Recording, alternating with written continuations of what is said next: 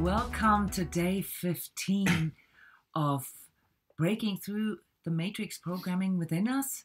My name is Yona Brindis, and I'm Jeff Casper. Hey, everybody. We're going to be your energy coaches and energy trainers sharing live energy training lessons with you. And those of you who have been following us here those past 15 days, we want to give you a lot of appreciation and congratulations. Yes. You made it so far. Those of you who are tuning in the first time, you may want to go back to the previous lessons. They all built upon another. And for this particular lesson, it's important to understand what we have been doing for these past 2 weeks.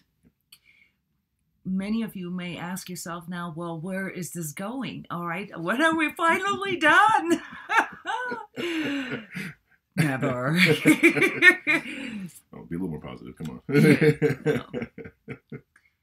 The whole point about this spiraling through the different layers of our perception, the different layers of our energetic programming is to slowly shift the vibrational rate of how we are seeing things, how we are approaching things, and of course then ultimately how we're dealing with them. Mm-hmm. And at the very end of each lesson, as you know, we share practical implementation steps. Mm-hmm. This lesson will be a little tricky for you. I must warn you now, because this is something that can only really be seen from a higher vibrational standpoint. Mm-hmm. The reason for that is that when we cannot really feel what it is, that is holding us back, then it cannot be healed. In other words, if we could feel it, we could heal it. Mm-hmm. And so much of what we're going to be talking about today, namely coping and the connection with pain, the connection with some of our coping patterns, one of which we're going to single out, which is addiction and the addictive nature of our ego, requires us to be able to allow ourselves to see, to see the sun, even if it's cloudy or if it's night outside. And I've used this analogy before.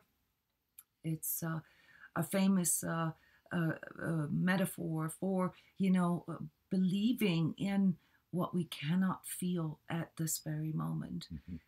Mm-hmm. So bear with me here and let's examine the deeper aspects of pain, the deeper aspects of coping, and the deeper aspects of addiction that can lead to these unconscious or hidden or invisible sabotage cycles within ourselves. Mm-hmm.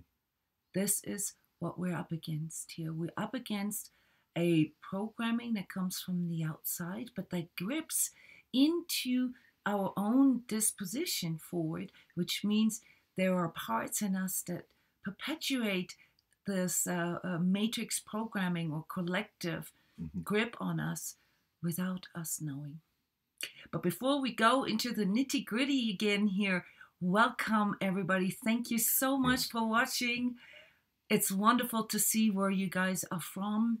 And remember, the reason why we're doing this live is for you to ask questions or to comment. This lesson will raise a lot of questions, so don't hesitate to ask. So in the past couple of days, we've introduced a way for you to internalize your inner higher power and, to become more aware that you can actually be in charge of your own energy. Today, we want to show you how to put this into action, how to walk the talk, namely with one of the hardest parts of our own psyche, of our own energy body, dealing with pain. Mm-hmm. So for many of us, it's obvious, that pain is something, that kind of belongs to life. Some of us believe that our pain is there to make life harder for them. But if we look at it from a more neurological standpoint, then we will recognize that pain is actually one of those intrinsic tools that we have to learn and to grow. Every time we experience something painful, it provides us with a lesson, if you will, and that can be a healthy lesson, namely not to do this again, or it can be a lesson that will be stored in us for later, so that when a situation comes up that reminds us of this original situation that caused the pain, that we are able to basically access that database within ourselves that tells us what things are not good for us or what choices could lead to pain. The problem with this is, of course, as we've already illuminated here a few times, is that it can really dominate our way of seeing things. And we can store only pain and therefore use this sort of as prime directive for our lives. This is then when we tend to experience our life as struggle and our life as painful. But the main point why I'm bringing this up is to recognize that most of our maturing and learning process in our lifetime is based on two major principles. The first one is avoiding pain, and the second one is seeking pleasure. Seeking something that we can replace the pain with, even if it's just a relief of not feeling the pain anymore. So when you look at things from this higher vibrational standpoint, anything, any experience in your life, then you will notice that a lot of your daily patterns, a lot of your daily things that you do just to get through, to get by, are either based on avoiding pain or seeking pleasure.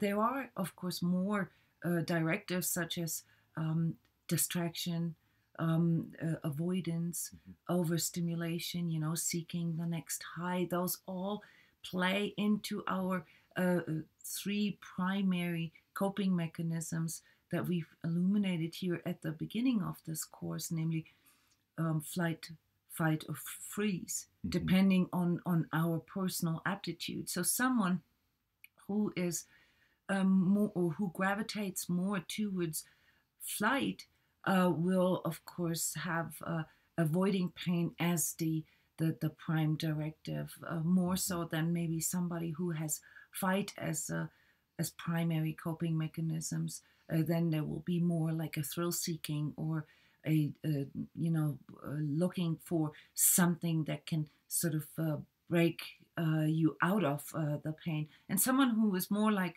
a freezer will try to, replace the experience with something else, or will avoid feeling the experience at all. And so we come back to the phrase in the beginning, we can only heal what we can feel. And this is what we are up against here when it comes to not only identifying, but also working with these coping mechanisms that are programmed into us. And just to bring in the matrix, the collective programming here, we've mentioned this a few times. There are setups in our societies that actually trigger our coping. And so it's not so much that, there is this sort of mysterious entity that is doing this to us. It's more our culminated collective shadow that steers our psyche into our fear of pain. And so looking at it from this perspective, we can recognize that there is a connection between fear and pain. So what is it actually that we are covering up when we go into our coping mechanisms? What is behind that? One of the things that are very difficult for people to recognize, or that is very difficult for people to recognize, is the connection between pain and love. Not that we seek pain when we fall in love. However, because of our past experiences and the magnitude of the pain that we have experienced with our disappointments or with our heartbreaks in the past, um, creates a neural pathway between the two. And if this is part of our main pattern in life, then guess what? We're going to experience love always in conjunction with pain. And this can lead to coping patterns that, and this may be hard to see right now, that are actually seeking pain as a substitute for love, as a temporary illusion of being alive. And the same applies to fear, because fear lies underneath the pain. Remember, we have the pain memory itself, but then we have this part in us, this ego part in us that keeps on, waving this flag over our head. It's, if you do this, it's going to be painful. So it's really not so much the pain itself, but the fear of the pain that reigns us, that dominates us. So how can we navigate through this jungle here? The first thing that we recommend people who work with us here within the Sacred Self-Healing course is to learn how to identify their energetic state at a particular moment in conjunction with how they're feeling at this moment, what they're sensing, what they're emoting, and what it makes them want to do. Simply because all we can do is reverse engineer it. We can just go by like, oh, I'm feeling this emotion, I'm feeling this, or sensing this in my body. It makes me want to do. It makes me want to run away, or it makes me angry, or it makes me, feel like I have to control the situation. So all we can do really is reverse engineer and say, okay, based on that, I can see that I am in the state of fear, or in the state of pain, or in the state of pride.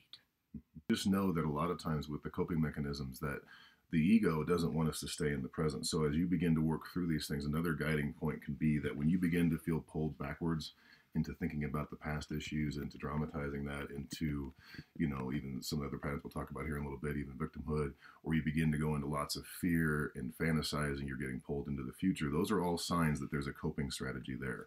Because what's happening is the ego doesn't want to stay present. If it stays present and goes quiet, then it's likely some of these issues with pain and fear are going to show up. And that's what it's trying to dodge. So just understand as you start to go into these things and you begin to notice that you're not being present, that's a big sign.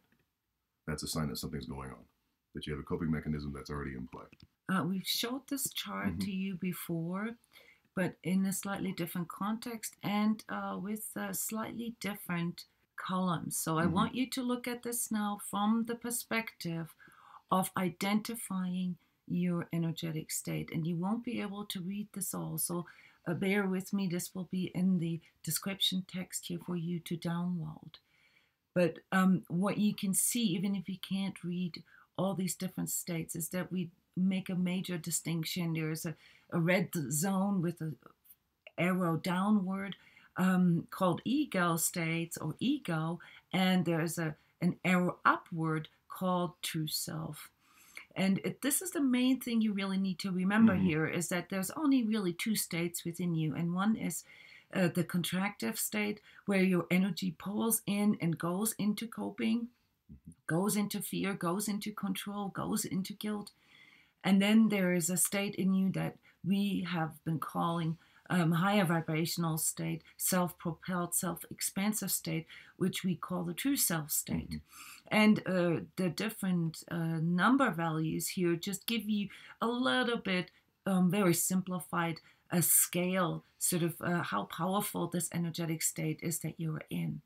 So naturally, there's less power in those contractive states in the red zone here, simply because they will sort of trigger each other, basically. And so what we can see here, if you look a little closer into the state of pain, then you will recognize that there are many different ways how this can express, but really only to show you what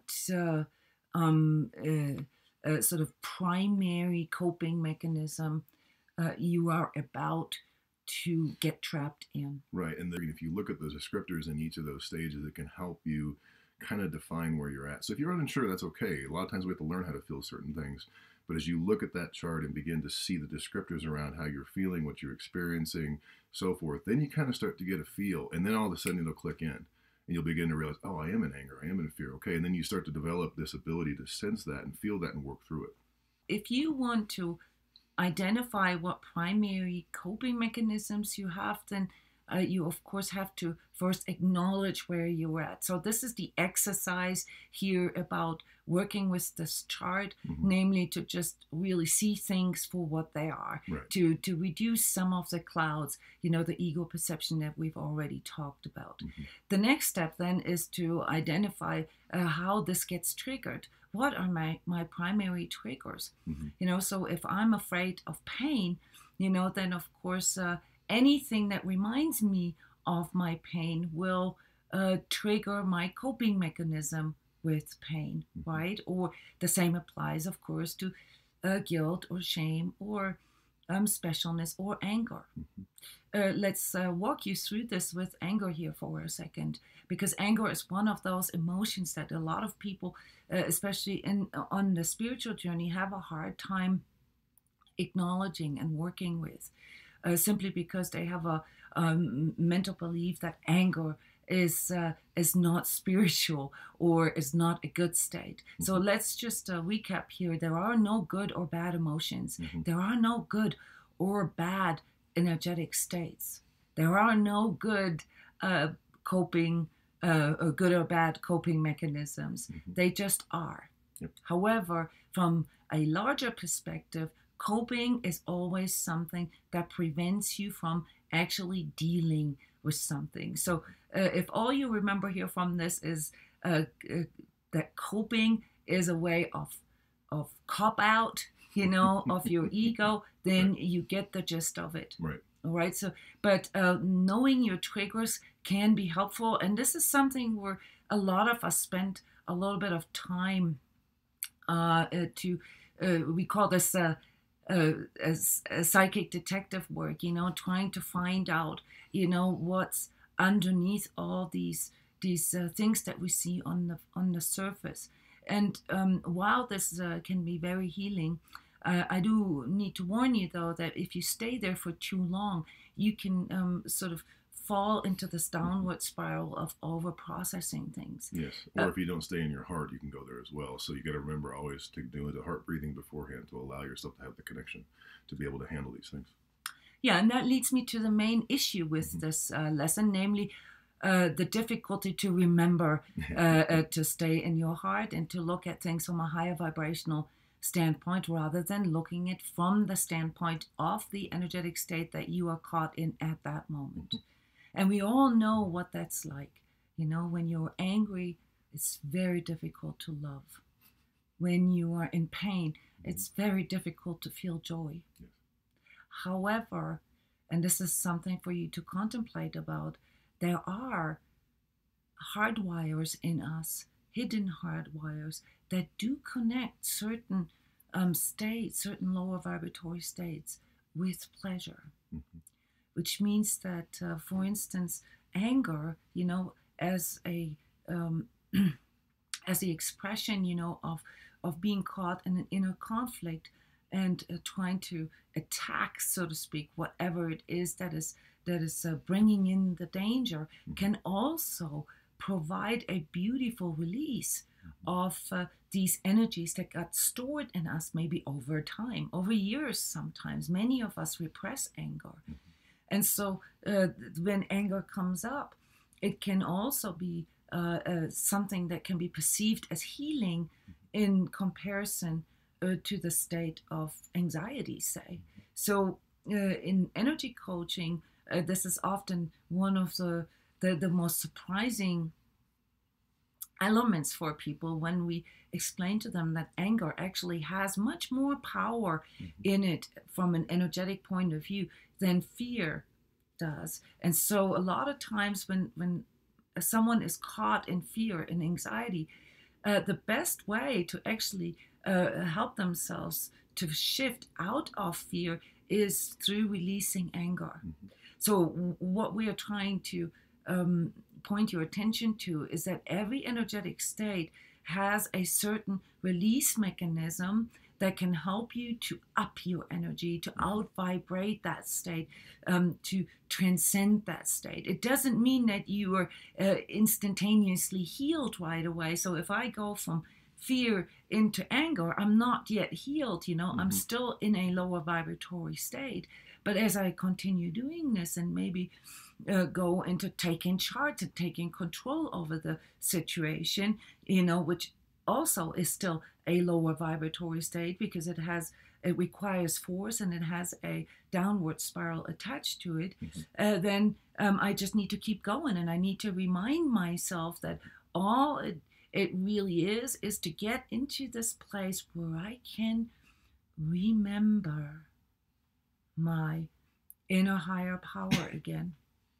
And this is why we've tried to condition you or recondition you to go into your heart center whenever things get a little challenging, whenever things get stressful.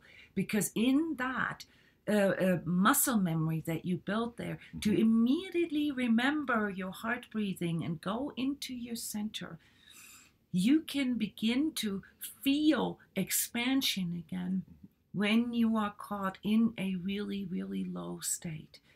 It may just be a tiny little bit at the beginning, but as you keep going, as you keep breathing, into your own energy body and begin to feel the expansion first physically, and then you will begin to see that your emotions and your thoughts dissipate. And then you'll begin to remember that you have the power to heal yourself within. You just need to find the pathway to that place again. And this is the hardest part here, because when we are in a state of fear, anger, any of the ego states, our ego delivers the stories, delivers all the attachments, all the stuff from the past that is stored in us as a justification to stay there. Have you ever found yourself, in a, situation where you had a heartache, or, where you went through physical pain, and then all you wanted to do was watch really painful movies and listen to really painful songs? Yes, because what that does to you is it allows you to feel, truly feel the pain in that moment and to release a little bit of that. But the problem with it is that if we stay there for too long, and then our ego begins to spin stories around it, why, we are, why this is something that gives us, the validity to stay here, and it can induce a bunch of other coping mechanisms that then come in to cement why the pain is something good for us. Okay, it's the ego really just tries to help you with this. It tries to give you an opportunity to cope with this pain at the moment. But the problem is the stories around it. And this is where many of us find themselves in victimhood and a secret pleasure, an unknown, invisible pleasure in being in pain. And so looking at some of these hidden coping mechanisms that are very important to understand in conjunction with how your inner sabotage mechanisms work, I want to pick out just as an example here the energetic mechanics of victimhood, because this is a very common ego trap No, for all of us. it's everywhere. Yeah. Victimhood is something that allows us to externalize our pain and to make somebody else or something else responsible. Mm-hmm. And this is, guys, where our hidden payoff is located. First of all, of course, and this has to do with matrix programming and how it plays into our intrinsic coping mechanisms, there's an intention that we get. There's a pity, you know. Then, of course, there's this, oh, it's not my fault. It allows us to justify, it allows us to blame. This is the externalization part. Mm-hmm. It also creates this illusion, you know, that we are not in power, and propagates this within us. So every time we feel like a victim of something or somebody, we are literally externalizing our power to this person or to this entity, system, whatever. Doesn't matter. Yeah. Now let me ask you something. Since you came here to break through your matrix programming, do you now think that it's a good idea to externalize your power to the matrix by seeing yourself as a victim, by energizing conspiracy theories or the blaming? This is the hard part, guys, to admit this to ourselves, that there actually is a payoff in that. But it goes a step further. You know, what is the victimizer in us? The victimizer in us is the angry victim. That's the victim, you know, that feels the pain, that feels the fear, but doesn't want to admit that there is an anger. And when there's something that you don't want to admit, or something that creates a barrier for you, you know, we talked about these barriers before, something that does not allow you to transcend this energetic state, then it takes on sort of a twisted, addictive form. And the victimizer, this is all explained in the workbook for the Sacred Self-Healing Program, so I can only sort of rush through this. But the victimizer in us is where we, or our energy, actually merges with the perpetrator energies, where we become the victim and the perpetrator at the same time. And this is very difficult to understand, of course, if you have experienced severe trauma and abuse in your life. And don't get me wrong here, I'm not trying to diminish this. Many of us energetically sensitives and empaths have a history of abuse and trauma. And perhaps maybe in the chicken and the egg thing, part of our purpose in life, who knows, to having had experienced that and to learn ways to actually deal with that and to transcend that, as opposed to cope with this. But the majority of people around you will find a secret pleasure in being the victim and having a secret revenge and distracting from themselves and using this as coping mechanism. It's all about distraction with this program. With any coping program, it's a distraction where the ego attempts to go into satiation. It attempts to go into something that you can get a payoff for, so you don't have to face something. You don't have to deal with something. So what happens as you keep doing this, as Jonas has been talking about, the story builds, the drama builds, and that satiation gets easier and easier and easier to fall for, because you've justified it so many times, you've rationalized it so many times. And really a lot of the times what is needed is to realize that there's no fulfillment in that. The reason why most people come to things like this is because they're looking for fulfillment, for purpose, for true life goals, etc. And that's coming from fulfillment, and you will not get that through the ego. All the ego wants is satiation to keep the spin going. Yes, and there's there's a beautiful quote here from a song. Behind every beautiful thing, there's some kind of pain. And while this seems like truth, this is one of the illusions that the ego provides for us. It basically hardwired pain and saturation, pain and pleasure with another to give us the illusion that it's okay, that we can get through this. And so many of us have this unconscious fear of not experiencing pain anymore. This is a very difficult concept to understand if you cannot see this from the energetic point of view. So the energetic point of view allows you to look at things from a different perspective. It allows you to see the actual hardwires, the actual programming that is taking place in you. And this said, you know, and talking about rewriting your story and finding your true purpose, it is all about you understanding that your ego really only works on the basis of what is most familiar to it. Mm-hmm.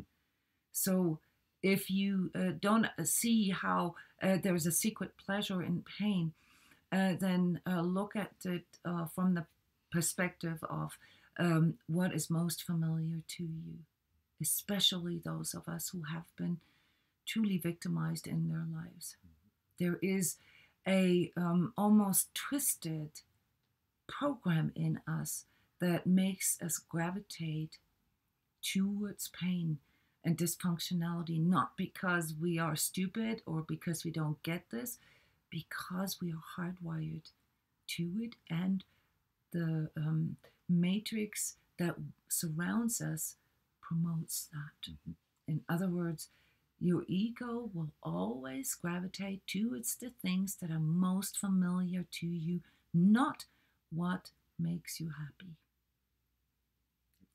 And this also explains why people stay in circumstances that are really dysfunctional for them, harmful for themselves, for others.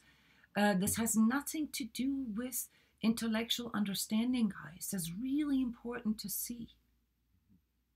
This is triggering the deepest form of hardwiring in you, namely that it feels safer in something that you already know, no matter how dysfunctional it is, than the uncertainty of change, which sums up the issue with finding true purpose.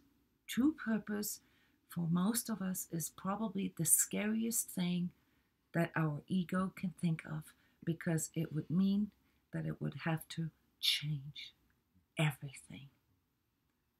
And so we work our way through these different layers of our ego, you know, through our shame and guilt, through our pain, through our fear, through our anger, through our control,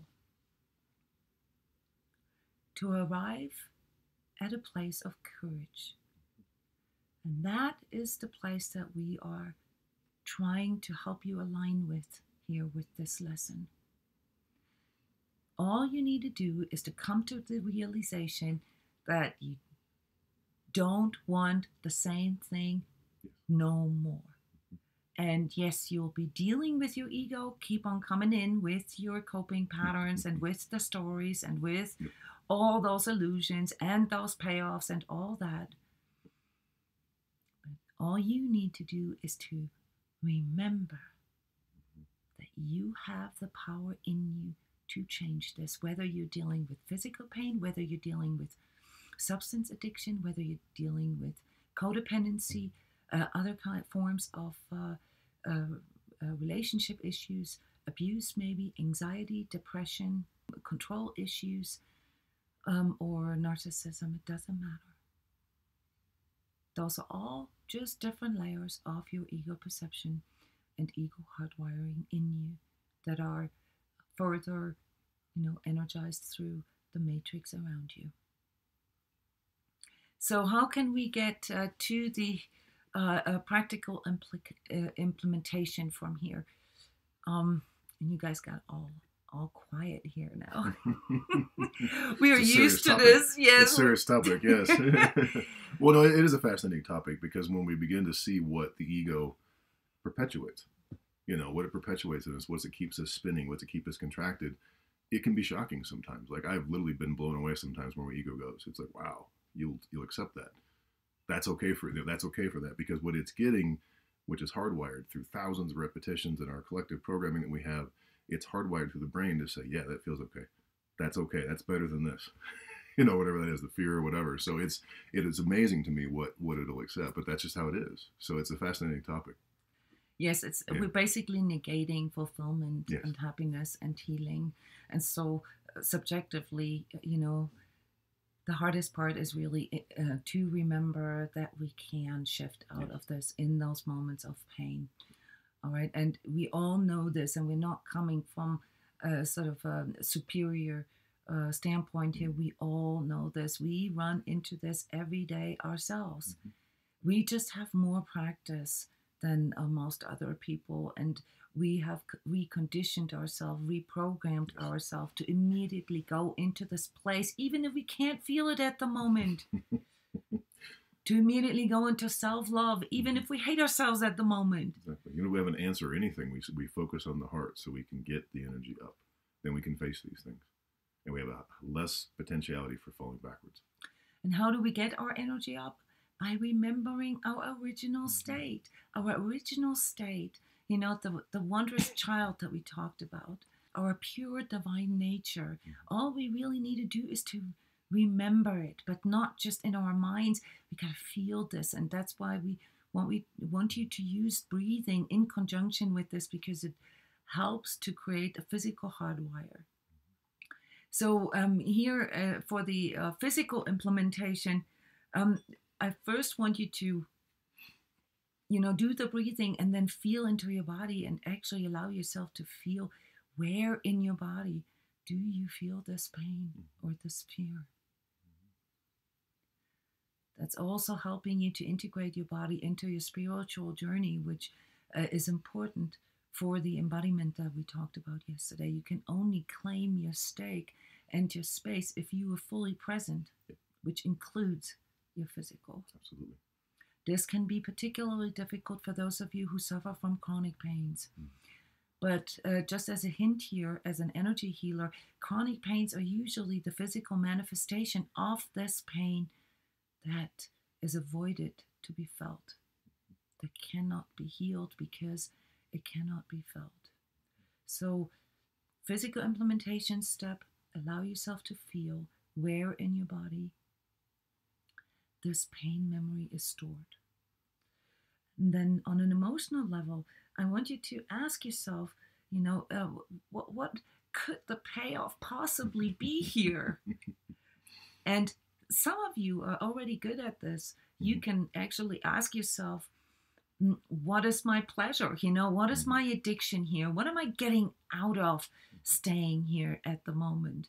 All right. And if you would have asked me 25 years ago, with, still dealing with a major attachment to pain, I would have said, because I like my pain. I want my pain. I need my pain. All right. And that is okay too. It is not about having the fixes, having the answers. It's about acknowledging it, and remembering that there is a state in you where there is no pain. And that state is the one that we're targeting, the pain-free state. But when in pain, it's very difficult to remember this. And if you feel sort of an inner resistance towards going into painlessness, then you can ask yourself, what is it that I'm getting out of staying here right now?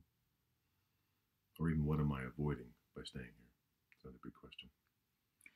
Mentally, it's the connection between, the triggers, what triggered my pain and what keeps me there is the psychic detective work that we talked about. And we've illuminated a few aspects here in the past. We talked about guilt and shame and transgressions of the past. And we've also talked about the fear of trying something new. There's a lot of different things that can trigger your pain. We want you to maybe look at them here in regards to, how can you work with this better? So next time, you get into a situation, like say where there is a person or a place or a situation that can trigger that lower vibratory state in you, to better understand it and not beat yourself up and not energize it through re-traumatizing yourself, but to admit this for what it is, okay? Namely, yes, I am in pain right now, or yes, I am in anger right now, yes, this got triggered right now, and I accept that. I don't need to know the fix for this right now. All I really need to do is to remind myself, in a sort of visualization, that I can get out of this. And that's why we love working with this chart here, identifying our energetic states, because it can help our mind, to get the connection between the triggers and the coping and the energetic power that we have at a certain moment. And here is a cool comment. What about dealing with pain when it is in the heart space, and a time given for grieving loss of loved ones, for instance, rather than repeating pains and patterns? Pain has a function. Every energetic state, every emotion, every sensation, and every feeling has a function for us. All right, so grieving is a very good example. Grieving helps us, to go through, our letting go process. It allows us to sort of adjust to that there is a loss. And it's a very important part of our overall well-being, namely that we can grieve about things, that we can allow ourselves to go into this letting go, or to accept that there is a loss.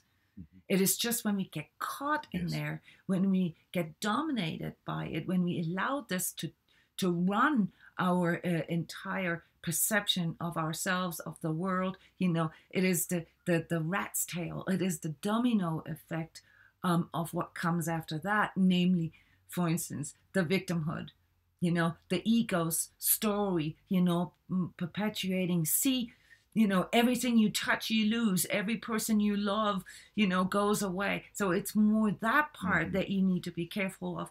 It's just like with anger, the actual emotion of that, or the process of going through this emotion, is part of our natural self-healing. It is just when we attach to it and stay there for a prolonged time, and don't realize that we actually have a choice to leave that state.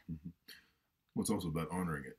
Part of the process of being alive is that we have to someday die. There's the physical part of this, not the soul part. So by honoring that cycle, the letting go is needed. There's an honor in that. By letting it go, you accept that process.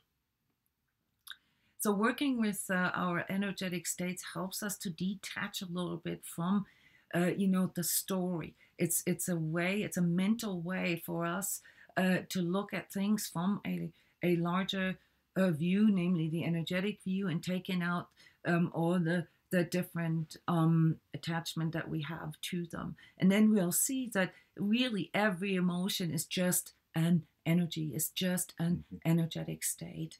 And while they all have different functions for us, we cannot allow ourselves to stay in these lower vibratory places, in these ego places for too long, simply because our ego loves those, and it latches onto them, it eats them for breakfast, and it will recreate and re-traumatize and repeat over and over again, because it feels more familiar there. It's safer than, really facing it and dealing with it, like in the case of a loss, the changes in life that come through the loss. Thank you, Sandra, for asking this. A really, really good question.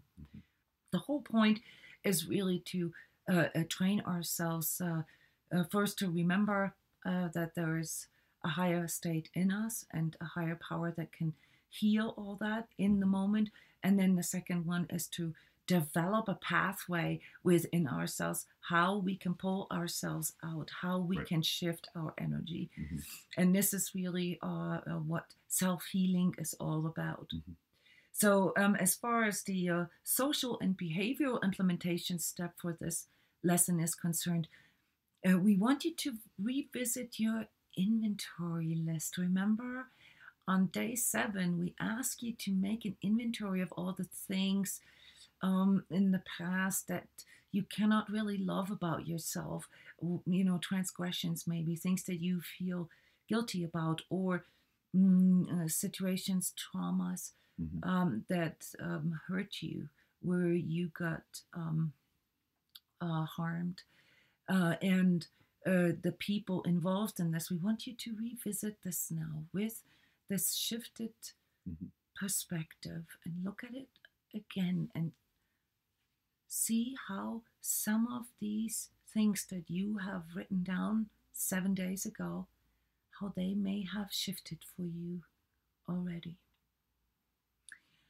On a spiritual level, I want to introduce the power of developing your own healing ritual to you. And this is something that can be extremely motivating in energy work, is when you can let go of the why, you let go of this, like, why am I always, blah, blah, blah, why me, blah, blah, blah, why now? Then you can actually begin to focus on what can I do right now to make myself feel better. So to focus on, these things that can help you to shift out of the situation, that allow you to remember to be fully present.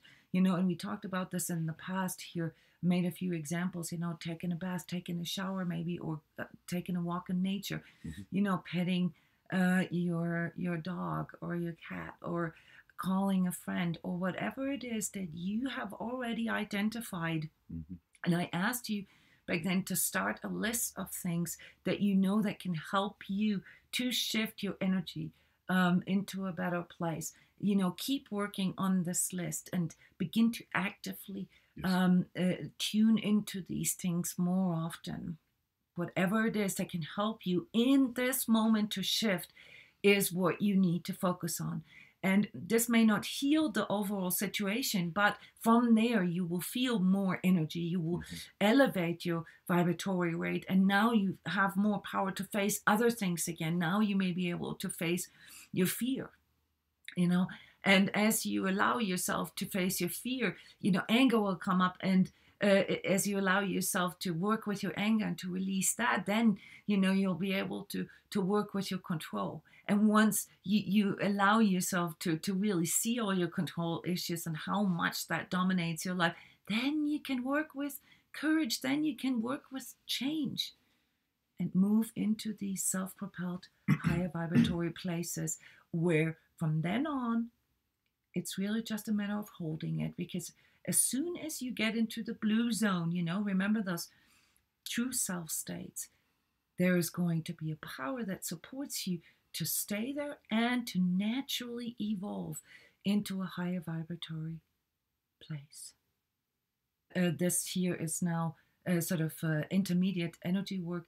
We want you to develop an energetic healing ritual for yourself, something that is more than just sort of one action, something that is a very conscious and focused ritual ceremony for yourself, how you can bump your energy up into a higher vibratory place. Here within the Sacred Self-Healing Program, I've recommended people to use the daily showering ritual. So whenever you take a shower, to use that for, your self-clearing, centering, consolidation, and connecting ritual, using the healing power of water and the cleansing abilities of water along with it. But it could be anything, there's people who love using crystals, who love using oils, smudging, for instance, to clear out things. Those can all be up to you, remember, I think on day 2, I asked you to find a safe space in your house, like a little altar region, little place just for you. It can entail, you going into this place and energizing this. But the power of a healing ceremony is never to be underestimated, because it creates new neural pathways in you. So a lot of times your energy already shifts the moment you enter into that ritual. This concludes the lesson here for the day. Just as a recap, the energy work technique is remembering through developing an active healing ritual. The energy training transmissions linked to this lesson here today is grace, recovery, and the unified self, two of the highest vibratory energy training transmissions that we have. And your homework is going to be to go into the place of feeling whenever you feel pain, fear, whatever it is, to fully allow yourself to embrace that now. Okay, you have a few more tools now. Is to how to contextualize what you're experiencing from a true self perspective. Remember, consciousness is your true self showing you what you're experiencing, and to not avoid with coping, but to feel empowered, to stay present, to stay present, and to allow yourself to feel it. All right, and maybe if you remember to breathe into your heart, to tune into your energy body, and begin to feel how through this energetic technique, how you can actually begin to feel an expansion and how this raises your vibration. Tomorrow we're going to talk about why it was necessary to look at all these things and how we can contextualize all of this into an even larger context, namely karma. Thank you, everybody, for your time, for being here. This took a little longer today. It's a complex subject. Thank you for staying with us and your wonderful hearts here in the commentary. See you tomorrow, same time. Bye-bye, everybody.